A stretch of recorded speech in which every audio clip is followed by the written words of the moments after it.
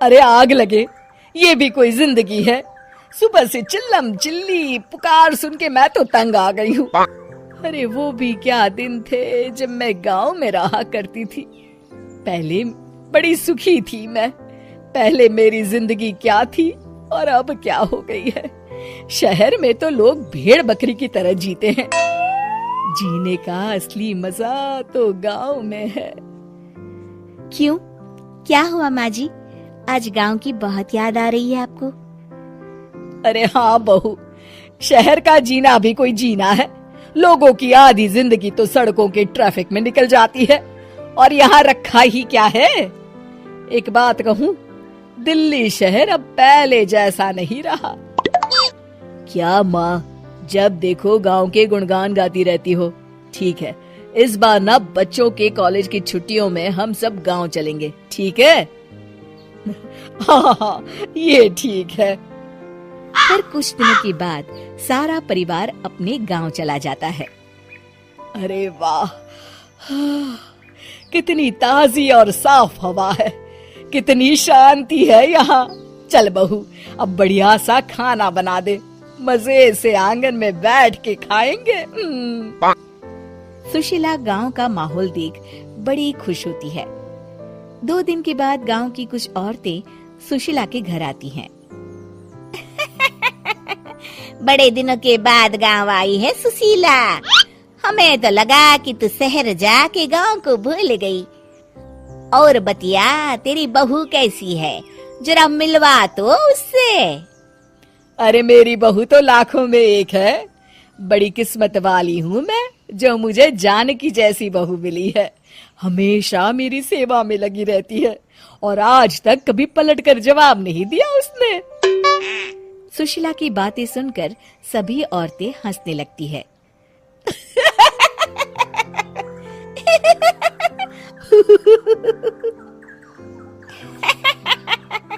अरे कुछ भी बोले जा रही है। तबीयत तो ठीक है? तेरी बहू चांद से आई है क्या? क्यों बहनों, दुनिया की कोई भी बहू अच्छी होती है क्या? सब औरतें ममता की हाँ में हाँ मिलाती हैं। अरे मैं तो कहती हूँ दुनिया की हर बहू सास का खून चूसने वाली डायन होती है, डायन। मैं तो एक बिल में 1000 सांप के साथ रह सकती हूँ, लेकिन अपनी बहू के साथ नहीं रह सकती। हाँ, तूने सही कहा। मेरी बहू तो तेरी बहू से भी 2 कदम आगे है। सब औरतों की बातें सुनकर ममता मन ही मन बड़बड़ाती है। अरे ये गांव सुधर गया, लेकिन औरतें नहीं सुधरी। अगर थोड़ी देर और इनकी बेवकूफी भरी बातें सुनूंगी तो मैं सच में पागल हो जाऊंगी।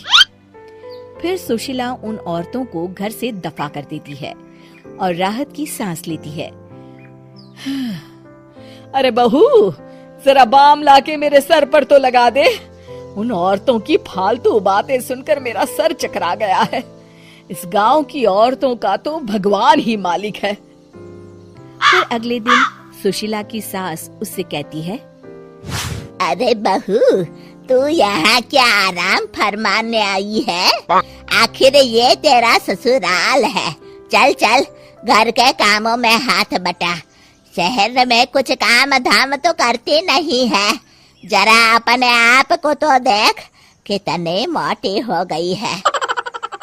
सारा दिन घर का काम करने के बाद शाम को सुशीला, हाय मेरी कमर, हाय मेरे पैरों ने तो जवाब दे दिया। आज तो मुझसे मक्खी भी न मारी जाएगी। अरे बहू, जरा आकर मेरे हाथ पैर तो दबा दे। जी माँ जी, अभी आती हूँ।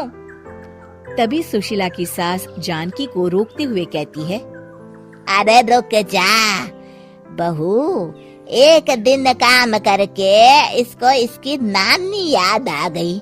हम लोग तो रोज इतना काम करते हैं, कोई जरूरत नहीं इसके हाथ पैर दबाने की। सुबह तक सब ठीक हो जाएगा। सुशीला अपनी सास की बातें सुनकर हैरान रह जाती है। इस तरह धीरे धीरे गांव आने के बाद सुशीला की परेशानी शुरू हो जाती है। फिर एक दिन अरे आज तो मैं कपिल शर्मा देखूंगी क्योंकि आज संडे है। सुशीला जैसे ही टीवी ऑन करती है तभी बिजली कट जाती है। अरे सत्यानाश, इस बिजली को भी अभी जाना था। इतने दिनों से मैं टीवी सीरियल देख नहीं पाई। हमारा देश इतनी तरक्की कर रहा है, अरे पता नहीं ये गांव कब सुधरेगा। अरे अब तो 2 दिनों के लिए बिजली को भूल जा, ये तो यहाँ रोज की बात है। अब इस अंधेरे में रहने की आदत डाल ले। हाँ। हे भगवान, अब क्या होगा? ऊपर से इन मच्छरों ने जीना हराम कर रखा है। दूसरी तरफ घर के काम कर करके और बिना किसी सुविधा के सुशीला तंग आ जाती है और उसे शहरी जीवन याद आने लगता है। क्यों माँ, मजा आ रहा है ना? अरे आपने ऐसी सूरत क्यों बना रखी है? मुस्कुराइए, अब हम गांव में हैं। मोहन के साथ जानकी भी अपनी सास की खिंचाई करती है। हाँ हाँ माँ जी, आप ही तो यहाँ की बड़ी तारीफ कर रही थी। फिर अभी तो कुछ ही दिन बीते हैं, वैसे भी अब तो आप यहीं रहने वाली है ना?